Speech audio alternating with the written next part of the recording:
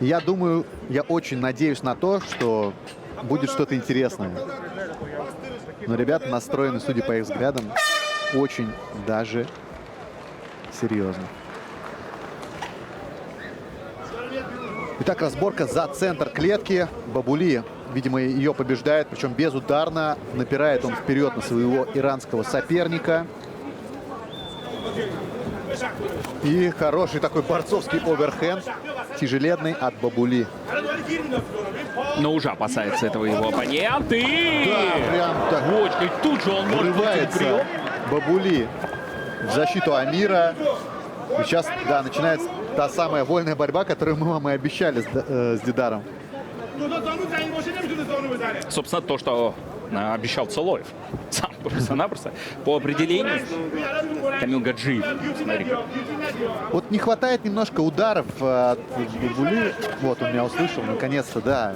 Ты классно борешься, ты этого давно уже доказал на борцовском ковре. Это ММА. Нам нужно ММА, нужно много локтей, ударов. Может быть, коленям по бедрам, колени по бедрам. Вот. У тебя столько конечностей, используй их. Так, заползти даже за спину. После этого начинает наваливать удары. Я хотел, знаешь, сказать вот эту фразу расхожую: сворачивает в бараний рог своего соперника Бабули. Да, Мощные плюшки. тяжелые удары. Все это он доносит до цели. Да, понятно, что пытается Талуки блокировать, но точно. А Амир Осадочек Хусейн остается. как будто не знает, что делать, пытается немножко затормаживать удары своего соперника, вязать как-то, но безрезультатно достаточно. Вот отсюда прям локти должны хорошо у Бабули заходить. Ну, 3:30 до конца. Закрывает гард Луки. И ситуация для него откровенно незавидная. Да, тяжелые удары.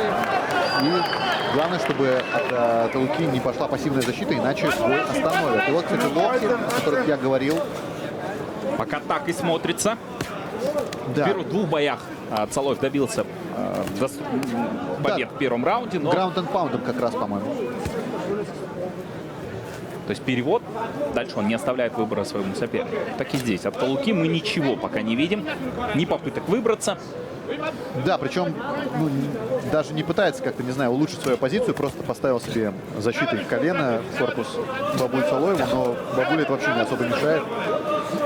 Пытается вязать, это ему не удается. Локтем работает Цолоев. Прижимает соперника, топчет его.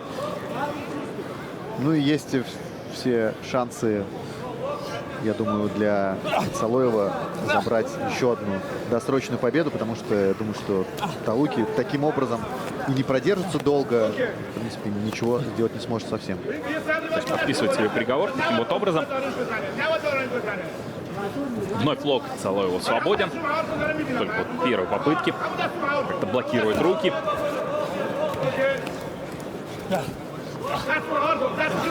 Локти.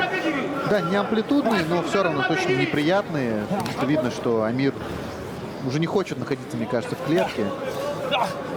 Просто ждет чего-то, либо чтобы вмешался рефери, который не видит даже какого-то большого урона здесь. Ну и рефери заскучал откровенно, потому как уже 3,5 минуты события развиваются именно в этом углу. 3 минуты. Цолоев.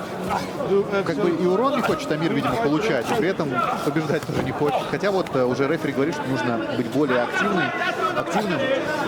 Не знаю, может быть, в стойких еще немножко посмотреть стоило бы, но, опять же, ничего не делает Талуки для того, чтобы в стойку их поднимать. Просто пытается перекрываться. То есть это пока скорее 10-8. Это 100% 10-8. Я не знаю, как это еще по-другому можно оценить. Ни одного удара вообще от Талуки. Ничего от него нет. Наверное, Но это уже пассивная защита. Да, и это досрочная победа для Цолоева.